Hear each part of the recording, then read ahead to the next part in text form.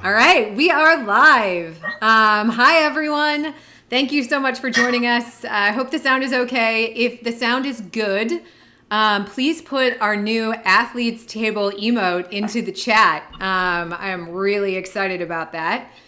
So I'm Molly, if I haven't met you yet, and I'm joined here today by my co-host Chris Bagg and Aaron Vinten of the Athletes Table. And we are really excited to have Aaron on the show today. This is going to be a really fun one. So Chris and I are both wearing our super cool fan gear. Hopefully you can see all of that. So hopefully we're coming through well, and I'm gonna keep an eye on the chats for today. So let us know if oh, good. Oh wow, there's a hype train already. What is happening? I don't know. Oh, never mind. I think I clicked on something. I don't know what's going on. I did something terrible. Um, anyway, so we are going to get started now. And I'll keep an eye on the chats throughout the interview. But welcome to the Endurance School Community Spotlight, and we use this time to invite athletes, coaches, innovators who make up our endurance world to discuss who they are and what they're working on. Today, as I said, we're joined by Aaron Vinten, who's the creator of the Athletes Table, a website blog that tries to carry haute cuisine into any athlete's pantry. So, Chef, welcome to the show. Thank you, Molly. Thanks, Chris, for having me today. Thank you so much for joining us, Aaron. We're super stoked to have you. And yeah, we've gotten to work together in a bunch of contexts now for a few years. And it's our pleasure to have you on the show. When Molly came up with the idea last week, I was like, yes, that's the perfect idea. So we're really stoked to have you. Thanks, guys. I appreciate it. And welcome to the Athletes Table, into my home kitchen where I do all the cooking for the blog, as well as the family, and where I cook, eat, train, live, and work. So that takes us straight into our first question, because you've come from another existence before this, and now you're living this world of cook, athlete, father, whole bunch of other things, publisher, photographer. But to give people a sense of where you were working beforehand, tell us a little bit about what you were doing before you founded the Athletes Table, and why you decided to leave that world for this one. So I'm going to back up. I came out to Los Angeles, California from Indiana. So I'm a Midwestern boy, right? Came out looking for, fun, adventure, to meet new people, see new things, do new stuff. And I actually landed at a record label in Santa Monica. And I worked in the A&R department and the business and legal affairs department for about probably 5 years. And ultimately it was a desk job. And it kind of just burned my brain out. I like to move. I like to be action oriented. I like to have things in my hands. Well, I love music, but it was really, I really found that music ultimately for me in my career there became a desk job, and it's just something that wasn't going to jive with me. And eventually, I got somewhat mildly depressed sitting behind a desk, very sad, and ultimately, during that period is when I started picking back up running again from high school. So I started doing a lot of marathons. Hadn't yet ventured into the triathlon space yet. But once I decided that I was going to leave the record label where I was working, the only option for me in my brain was to go to culinary school in La Cordon Bleu. Not the French one, but in Hollywood. And it was really awesome. They always tell you that fancy chefs and great chefs, you don't need to go to culinary school. You don't need to do this. You need to do that. And probably I didn't. I could have gone right into a restaurant and started working, but I had a lot of fun there. I got a big tuition bill now, but it was a lot of fun. It kind of builds your confidence up a little bit so that you can say, hey, you can do this. because I hadn't worked in like high-end kitchens yet. I'd always done cooking for my old frat house in college, where I kind of ran a kitchen for 80 people. Fast food, making burritos. Never did the McDonald's kind of thing, but I was always involved in food. It was always my part-time job. Pizza guy. Fry guy. Blah blah blah blah. Any little job, I've probably done it. And so when I decided, I was like, I can't do the desk job. I'm just gonna go to like culinary school and make it official. It's like I gotta get out of here, and I gotta go. Simply just follow your passion, what it is you like, and kind of reinvigorate, myself, and kind of, it sounds cliche, but reinvigorate your soul as a human being. So I went to culinary school, and then I graduated. Cornbread recipe on the blog is a $1,000 winning cornbread recipe. You'll have to scroll through it, but award-winning recipe. Anyway. That's awesome. Yeah. Green chili cornbread. $1,000 cornbread contest recipe. $1,000. I'll upload on my Instagram stories the winning picture. That's amazing. I'm holding like a big check. It says "Record on blue" on it, and I'm like, whoa. That's amazing. Like, yeah, this is awesome. But that was a big moment. Honestly, little things like that, I think that can really build your confidence as a person, especially when you're trying to transition into different careers. That was kind of cool. It was really cool. I spent a lot of time, a week trying to perfect this recipe, and I got it, and I won, and I was stoked, and I was pretty excited. And then I graduated, and I got out into the real culinary world, the high-end world, where it is restaurant kitchen, 12-hour shifts, 7 days a week sometimes, mostly 6. And I quickly realized, bouncing around from various restaurants, some high-end, some 2 Michelin star French restaurants, to some, bar and grill type places, all sorts of different stuff. But at the same place, throughout all the places, I always knew that the end game wasn't going to be in the restaurant business. I just knew in my heart that I loved food and I loved cooking, but the ultimate, you envision that you're going to have your own restaurant someday, but as you get more into the business, you can tell, you're like, no, I don't think so. I don't think I really like this lifestyle. I like my family. I'd like to have some kids that I spend time with. And I think if you're going to be a restaurant person, it has to be your only thing that you like to do. Mm-hmm. It has to be your one passion. And for me, I had other things that I like to do. I like to run. And during that time frame, I started doing some triathlon stuff. So I like to cycle. I like to swim. I like to be outside in the sunshine during daylight hours. And luckily enough, it was about this time that my wife got pregnant, when I'm thinking about next step in the restaurant game. And so we both made a decision to where I would come home and kind of do the kid thing. And I obviously knew that I needed to cook. I think it's just something that you do. A lot of people think it's like riding a bike. It's something that you just have to do.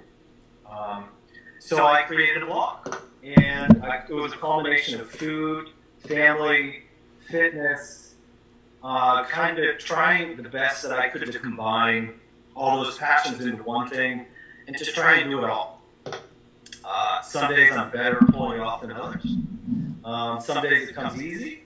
I'll have kids around, cooking recipes, taking photographs, shuttling people and kids to various places, and other days are just fatigue, headaches, tiredness, don't want to cook, hitting up the drive-through, and but I love it.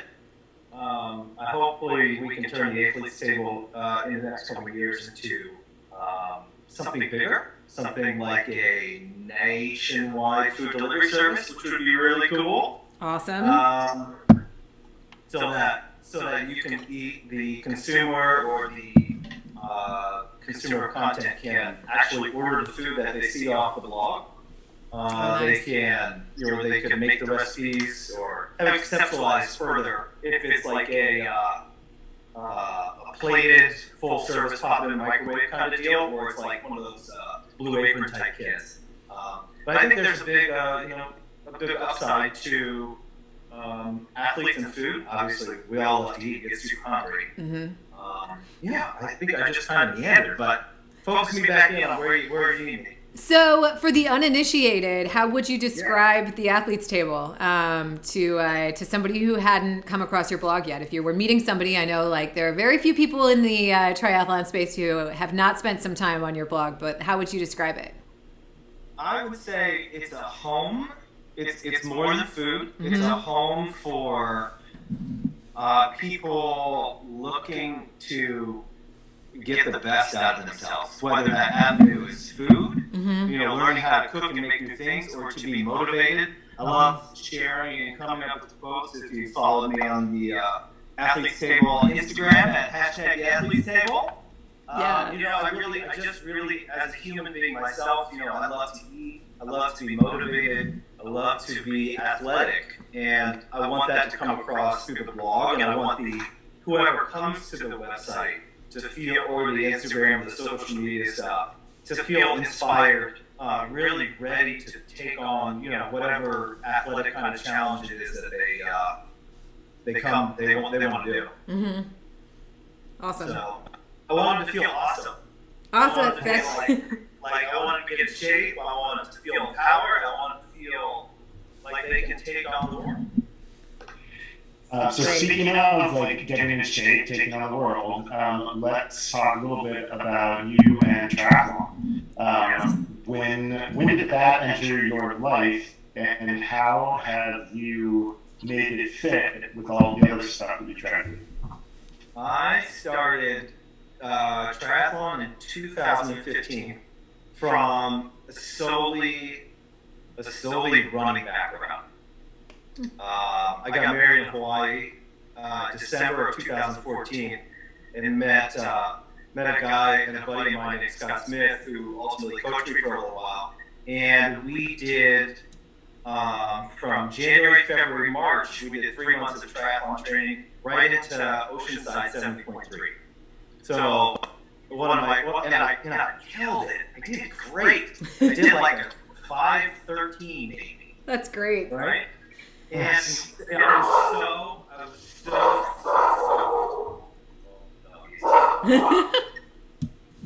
great guard.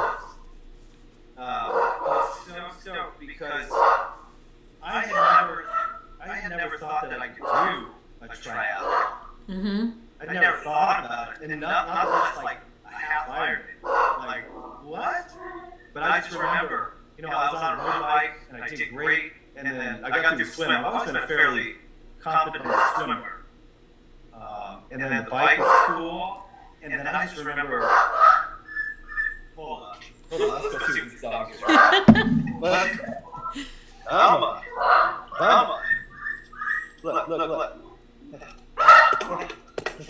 on. Hey. This is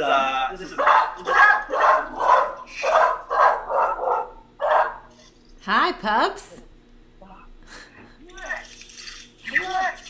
Okay, go outside.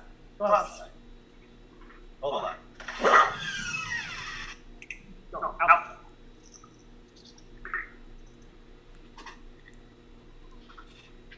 All right. Off into the wild woods.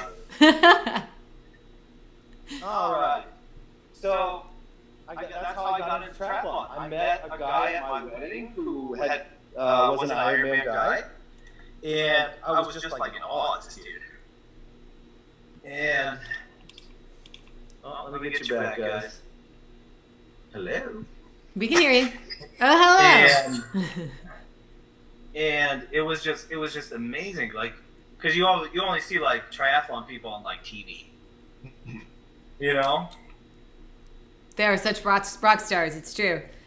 Yeah, and you don't even, and then you see one, and I had never seen one, and then all of a sudden this he was just there right in front of me. I was like, holy shit. You're like, oh man, like, your calves are amazing. Because your calves are amazing. You're like fit and shit. Because I had just run the Honolulu marathon, and I ran like 3:35, and I was like, I'm the shit. And then at my wedding, it's this Ironman guy, and he's like, yeah, you did all right. I was like, what are you talking about? He's like, have you ever done an Ironman before? I was like, no, I haven't.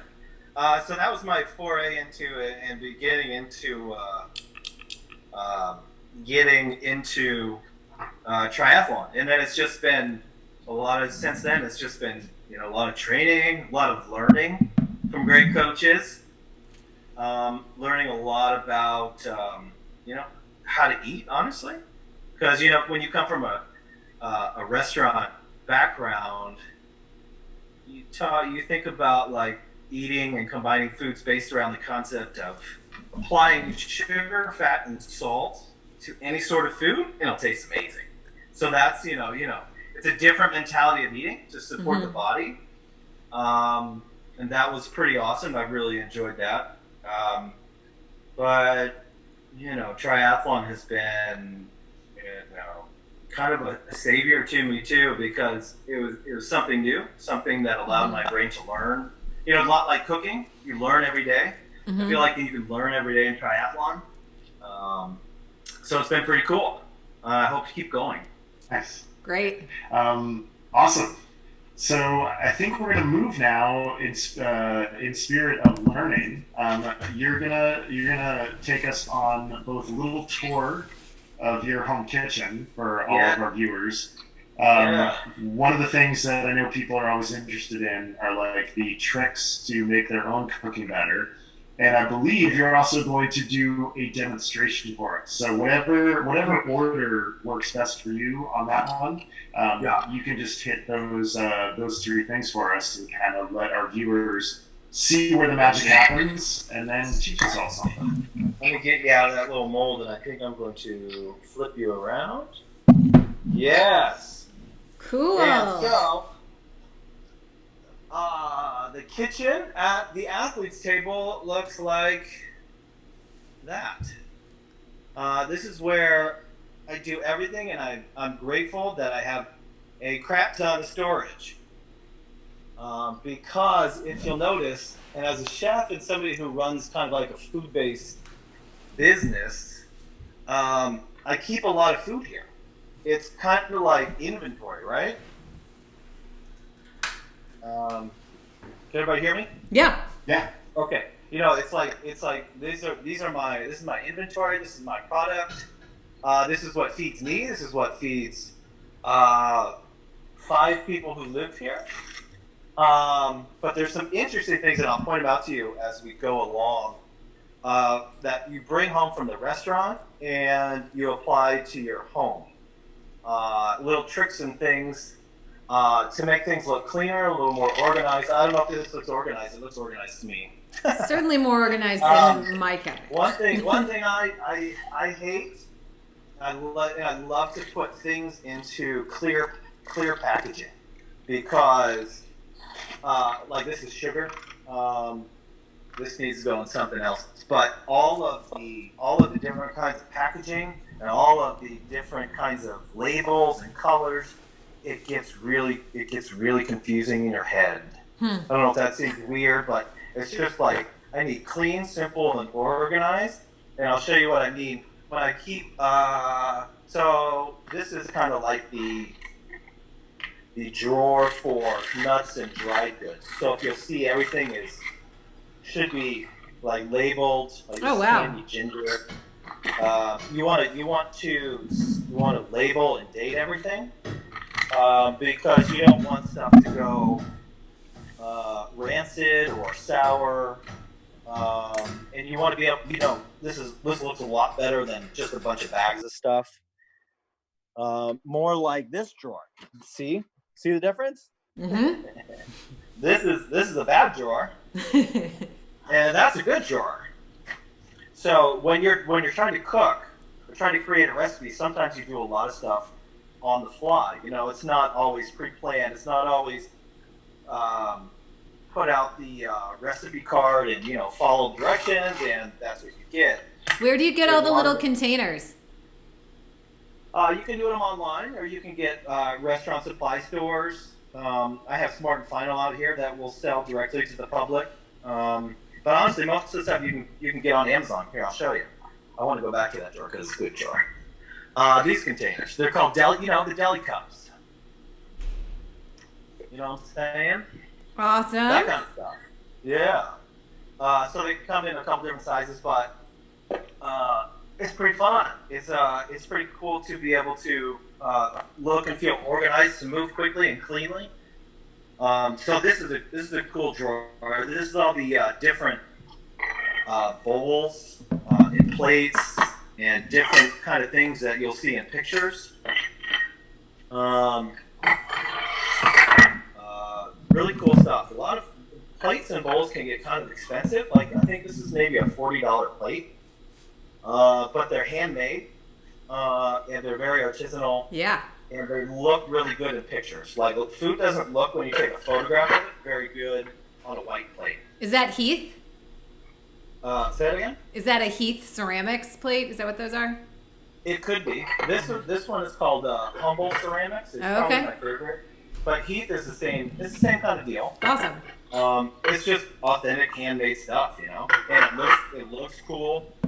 I think this is actually from Servatown, but still looks cool. All sorts of different little bowls and platters and cups and all sorts of stuff. So, and of course, you got to have a nice little selection of after dinner drinks. What else do I want to show you? The fridge, right? I'm scared. What do we think? Ooh, that was Whoa. What do we think? So we just went shopping today. I just went to the store with my mask on, my gloves on, and my hand sanitizer. But my wife is gluten intolerant. I eat a completely normal diet. She's dairy and wheat free, which actually has helped me a lot dealing with, you know, other type of clients, or, you know, various, at some of the camps, some athletes are, you know, gluten free, dairy free, vegan, you know, but so that's very all normal to me. So you always see a milk and an almond milk, or, you know, oat milk, barista blend, you know. And a good chef must always have a lot of sauces, you know, molasses, here's some coconut aminos, dressings, vinegars, you know, barbecue sauce, and this truffle hot sauce. Yes, it is delicious. Chris, what do you want me to make you in here? What were you? I thought you were going to. Assuage my ego and make me an omelet. Ooh, fancy! A fancy omelet. We can certainly do that. Where would you find I this? just want to show you guys this. This is a really great dairy-free ice cream. If you guys are ever looking for something that's dairy-free, always in the house. It's for that late night, midnight sugar craving that you just gotta kill real quick. But this is the Master Stove. It's pretty legit. And here's a little pan that we are gonna make some delicious omelets in. Excellent. If you go to the athletestable.com today, you will see that Chris and I worked on a post just for everybody. And it's good. It's the process of making the omelet that we're about to make. So it's a French omelet, a classic French omelet. A lot of butter, but not as much as you think. Some eggs, a little bit of like flavored up French cream cheese, I guess you would kind of describe it, but very soft. It's called this. Yeah. It's really delicious. It's really good. Of course, you have farm fresh eggs. You don't do anything but farm fresh eggs, right? So we're going to have a medium heat. And we're going to put a little bit of butter in there. I don't know how much. Is that a lot to you guys? No, that seems like a normal amount. Let me say, that is a normal amount of butter. Put a little bit more in that. Okay. So next, as this butter melts, we're going to be over medium heat. As Chris knows, we don't want to brown this butter. Nope. We just want to keep. We just want to melt it slowly. We want to heat the pan up. Nothing complicated. Just let it go. A little bit of patience here. You can see it's doing a pretty good job. We got the heat right. Medium heat. Chris, you want 3 eggs or 4 eggs? 3 eggs. Yes, sir. Yes, chef. This is my morning omelet happening right here in front of me. Now, the question is, do you use a forky scramble with a fork or a whisk? What do you use? I usually use a fork, but if my whisk is sitting right there staring at me, I will grab the whisk and use that. Got it. I just use a fork. And Chef, why do we not want the eggs to brown? Because that is not the classic style. It would be in the country style, and it creates a different flavor. Huh. If you brown egg, you create a barrier that's somewhat dehydrated. It's somewhat brown. It's delicious. It's not wrong. But that's not what we're going for. And what's my mom gonna do if her omelet comes out brown? She'll obviously she'll send it out, kick you out, fire you, string you up by a tree, all that stuff. Yeah, my mom would send that omelet right back. She would not be happy. So we're not looking to really mix air into the egg. Let's check our butter, make sure it's okay. Swirl around the pan. We're not looking to mix air into the egg. We just want to make sure that the egg white and the yolk are very well mixed into a homogeneous mixture. There's no lumps of white. There's no lumps of yolk. You can see them a little bit. I like to see them now while you're still mixing, right before it goes into the pan. So I think that's pretty good. Make sure our butter is good. We will go right into the pan. And this is a debatable. I go right away. Right away into mixing this. We're not trying to make curves. We're not trying to make scrambled eggs. We're just trying to keep the mixture moving so that you create a gentle, even heating of the egg right now. And scrape down your sides. Shake the pan. At some point, we will let it rest and just let it create a very even surface on the bottom. You can do salt and pepper. I think white pepper is traditional. Black pepper, in the traditional sense for this, is a little abrasive. It's a little sharp. It's a little too forward. So white pepper is nice. Let's make sure that we have our. We've got some chive and tarragon ready. Ooh, tarragon. Love tarragon. A little bit of that Warsaw cheese. And we're just going to move this. This is a very, like this is probably a good spot. You can see it'll start to get creamy. You start to get a little curds. You can adjust the heat maybe. The great way to adjust heat if you're cooking is not adjusting the heat, but taking it off the fire. It's a little bit, another way to control the temperature. This is the process. It's not a quick kind of omelet. And what we're trying to do by moving is to create the creamy texture by moving, and also to prevent any browning of it. You can see it start to come together. Gonna get another little dollop of butter ready once we fold over our omelet. More butter. More butter, ladies. Yes. Sorry, Coach. Sorry. That's okay. Butter is always good. Yeah. So you can see it's firmed up a little bit. I want to get it. So I actually missed the specific point where, now we can do it a little bit, where you want to see the egg and all this mixture kind of fall down into this crease, because this is going to be kind of our cradle to make our egg.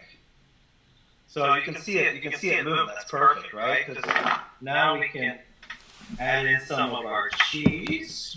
We're gonna add it right in the middle. We're gonna save. We can add. Chris, do you want herbs in your omelet or just on top? On top. Yes, Chef. So we're gonna do that. We're gonna make sure we're not getting any fire on there. On top. So now you can kind of see how it pulls away. You know, it's a very, very Oh my even goodness. color. You can see it just comes right off. That's the importance of the butter and the fat and the non-stick.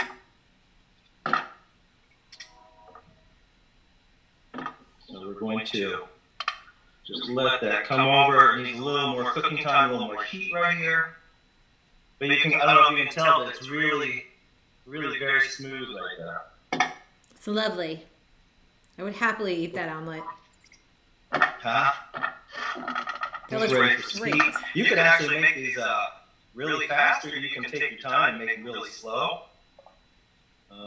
Just depends on what situation kind you're in. I like to do them hot and fast, but that assumes that you can pay attention to it. A lot of times, depending on how busy a restaurant may or may not be, you use a different technique. Sometimes it's fast, sometimes it's hot. And sometimes it's lower heat and slow. Okay, so what's interesting, you can see the egg, or the omelet is down in that bottom pan, right? So we can take the fire off, and it's nice and loose in there. It still looks a little wet. So all we're gonna do is we're gonna take it like that. And we're gonna flop it right over, and it's this beautiful little. That is gorgeous. Beautiful little omelet. So we hit it with that French tarragon. We hit it with the chive, because the importance, you want to tell people on the outside what is actually on the inside. So we're going to take a little more of that cheese. Let me get a little over here. And it's always in fine dining fancy restaurants, everyone uses their fingers in their hands.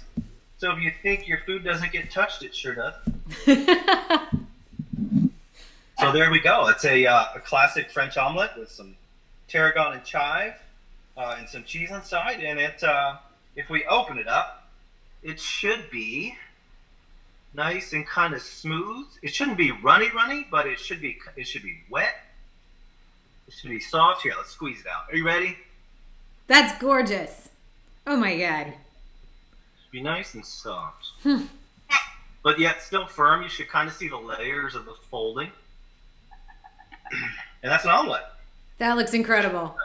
Go ahead on over to theathletestable.com for some fancy pictures and Chris's beautiful commentary and writing about how to.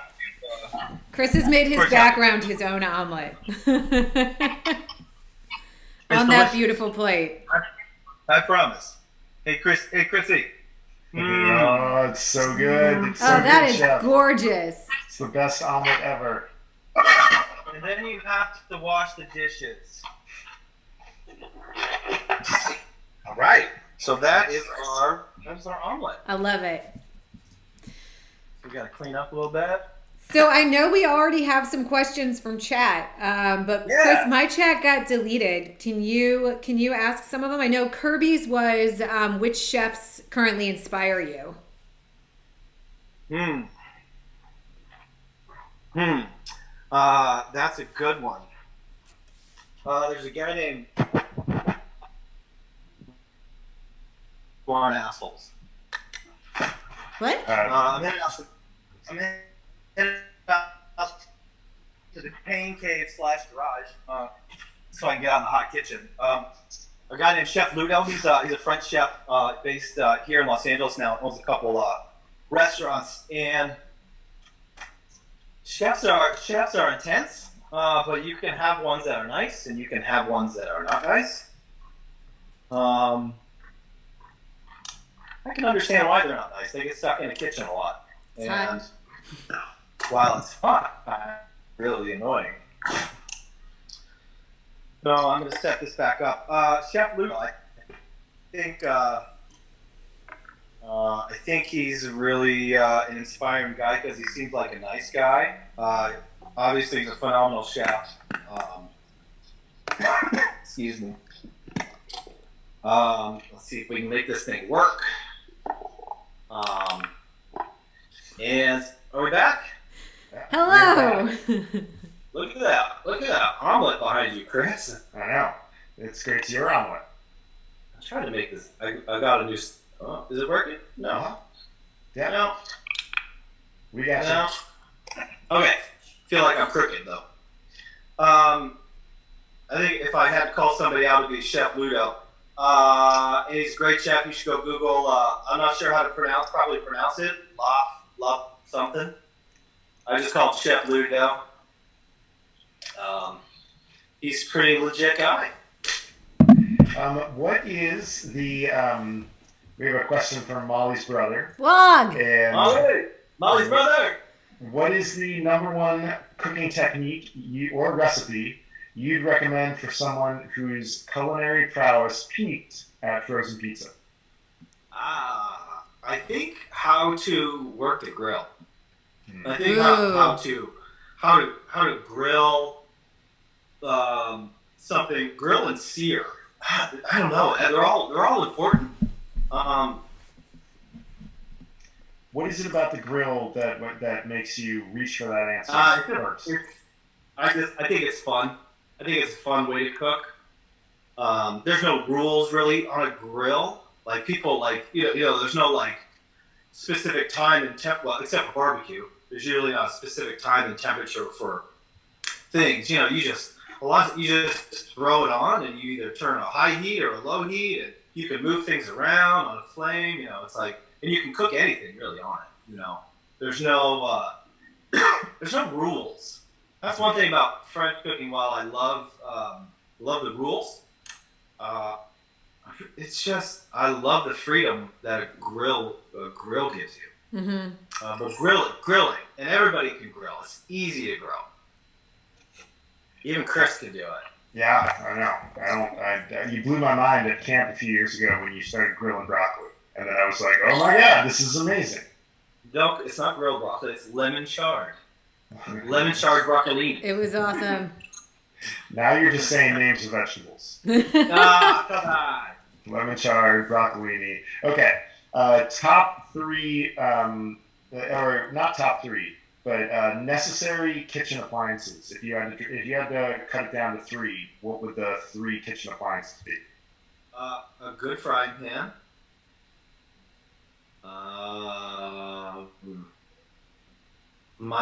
love my KitchenAid mixer. KitchenAid mixer for sure, because when you get all the attachments on it, you get pasta maker, spiralizer, the general bowl, like you make doughs, and oh god, it's amazing. So the KitchenAid is probably first and foremost because it can take a lot of work off your shoulders and can do so much.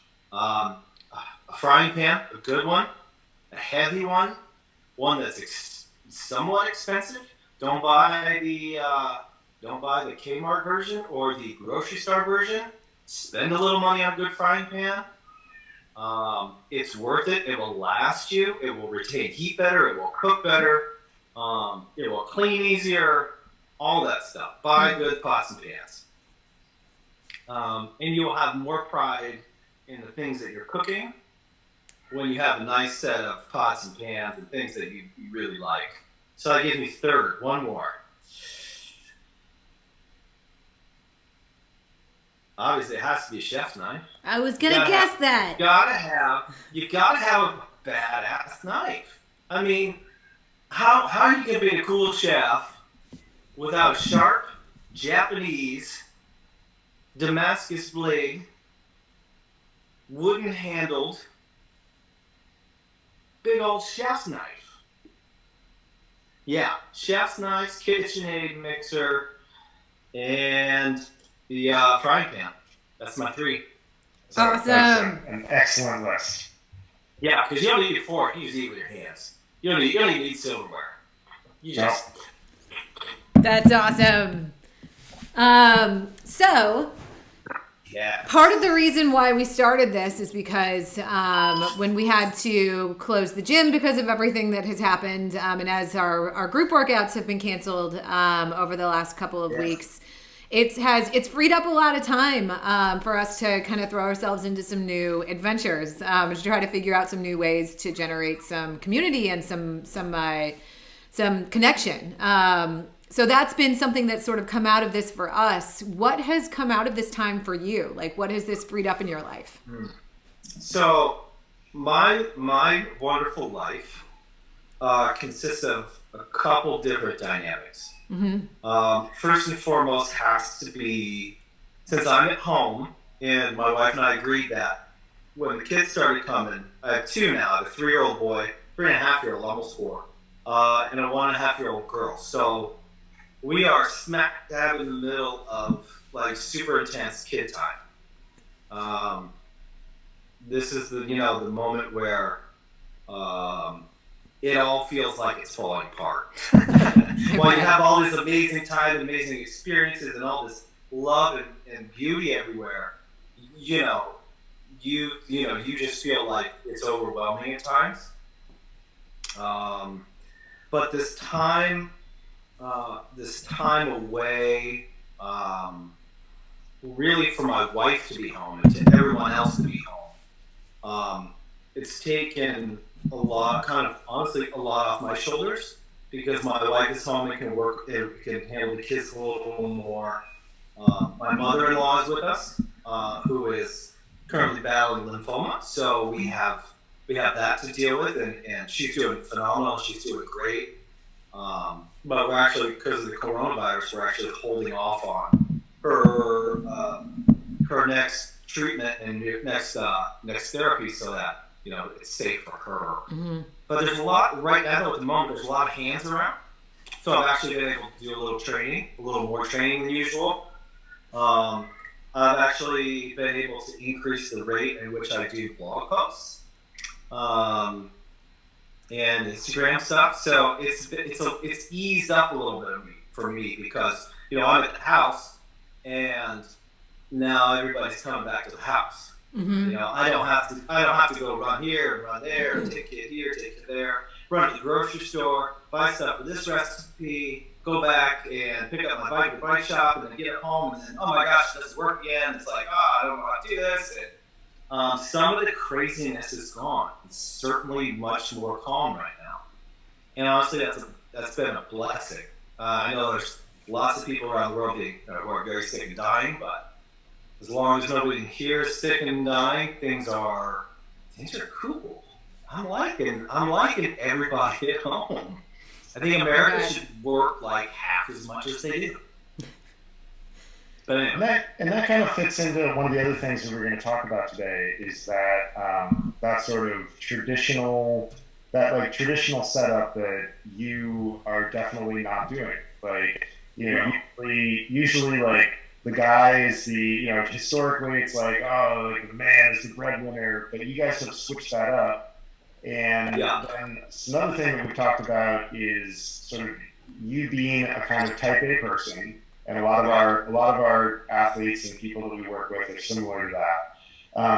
You've made this life for yourself that's pretty non-standard from a traditional point of view. I was wondering if you would talk about the benefits of that for you, and also the ways in that it's been challenging for you. Yeah, what's really interesting is that my wife and I are very compatible. She doesn't like to cook. She's not a cooker. She's not a little OCD about having things in packaging and all this stuff in the kitchen, having everything organized and all these things. And the little bit of the OCD and making sure things are organized, it applies to everything else. Like you would run a restaurant, you can apply those same skills to the house. Where she could obviously do it, but her skill set is in business. where mine necessarily isn't. Like, she's great with people on a level that I can't compete with. She can get people to believe in themselves. She can get people to trust her. And those are skills. Those are intangible skills that I don't really have. You know, so she takes those skills out into the business world and just crushes it, right? And I can take my skills of cooking, like, it's weird. It's like cooking and cleaning and some of these different things are part of my skill set, you know? Where traditionally you think, I'm a guy, I gotta go out in the world and make some money. But my wife is way better at it than I could ever do.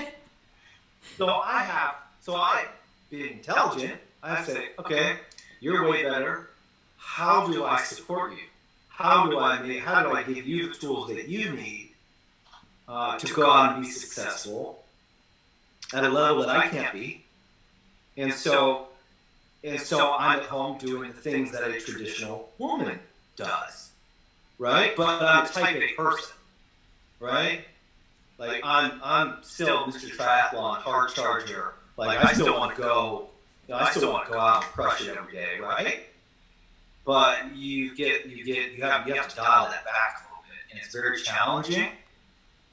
It can be very hard to check yourself, to check your own ego, to be like, listen, you know, I'd really like to go on a 7-hour ride today or 5-hour ride, go swimming, biking, you know, be Mr. Macho Man, but I gotta make breakfast for the kids.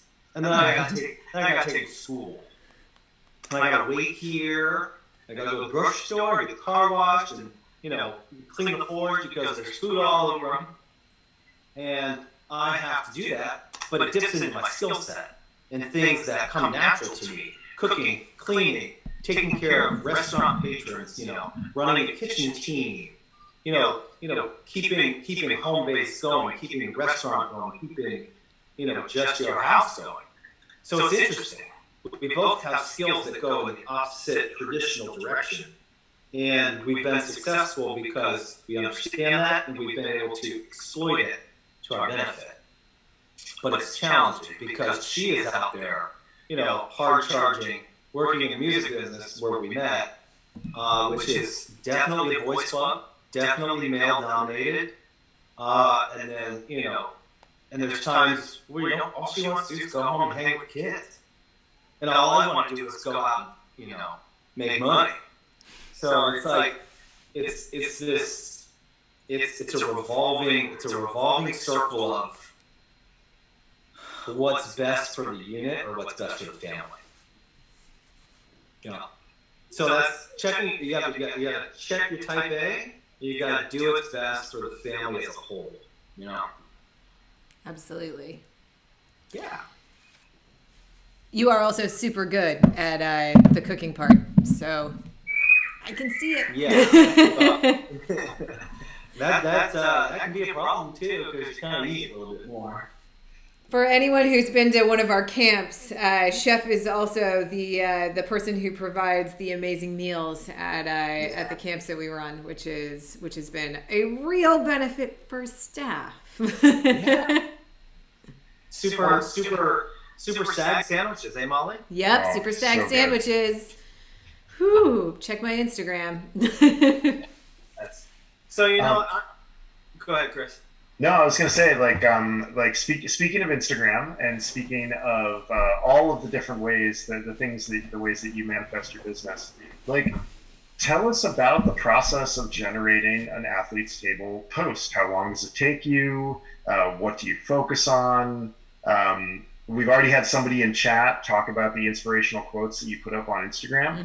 Mm-hmm. And you let slip to us like something about your process about those inspirational quotes just yesterday. So tell us a little bit about all of the behind the scenes stuff at the Athlete's Table. So the behind the scenes, honestly, is a whirlwind. I don't exactly know what every day will bring me. I know what I'm going to try to do or I want to do.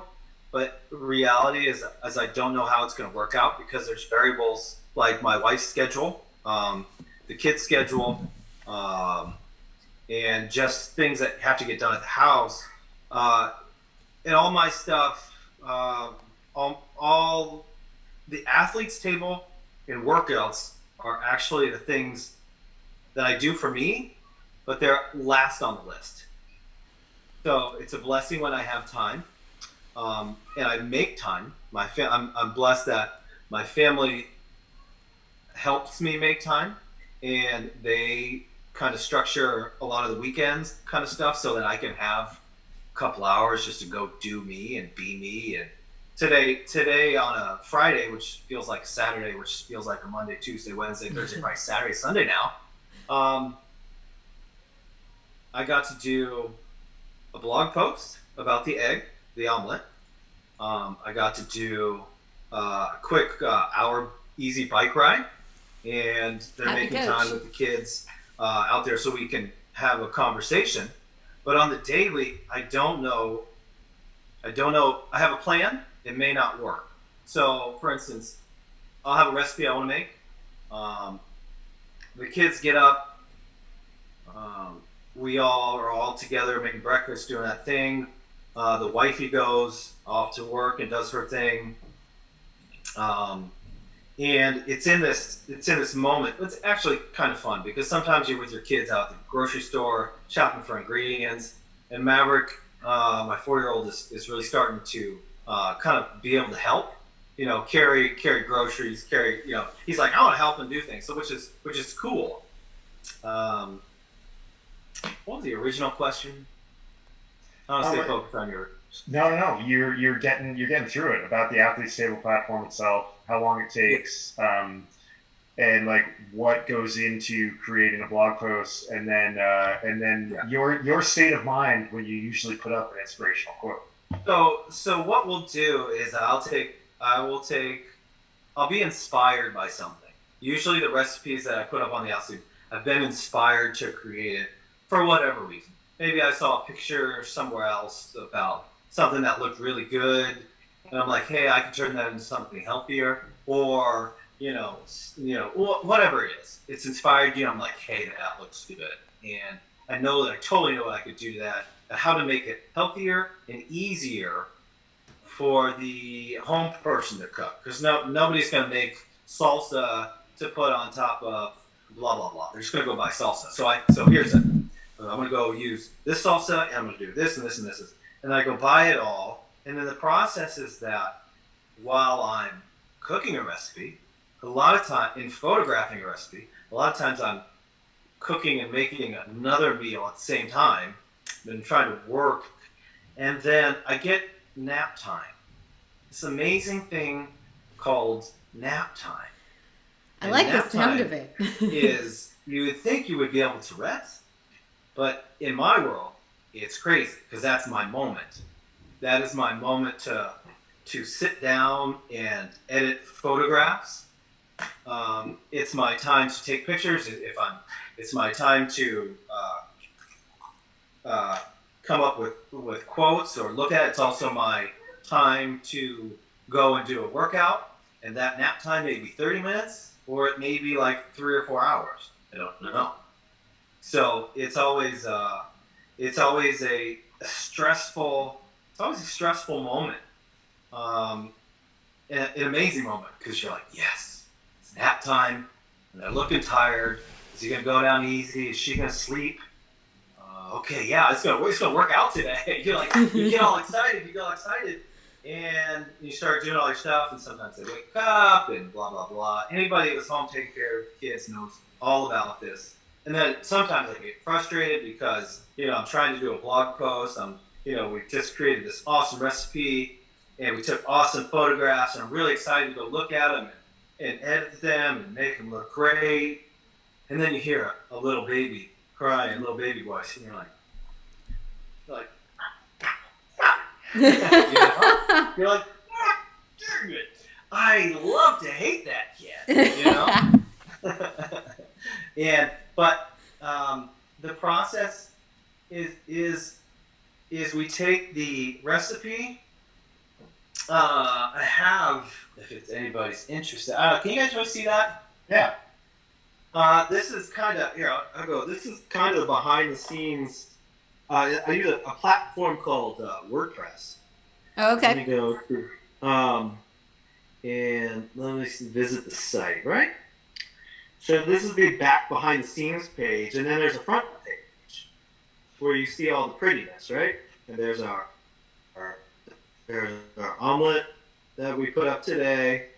You guys have all seen this, but what you don't see is the dashboard, which is where you type, where you upload pictures, where you do everything else, Huh.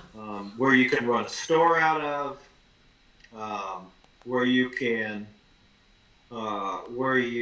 you get analytics on all your stuff. You can see what people are responding to. You can see if you have any sales from your little store. It's really cool, and sometimes you go over this little, you can see it, little post section. You can add a new post. You can go, boom. And a lot of times I will type everything out and kind of do a mock blog in a Word document before I even come to this. So ultimately, I'm just copying and pasting. And you just come up with a title. It's just cool. Dude.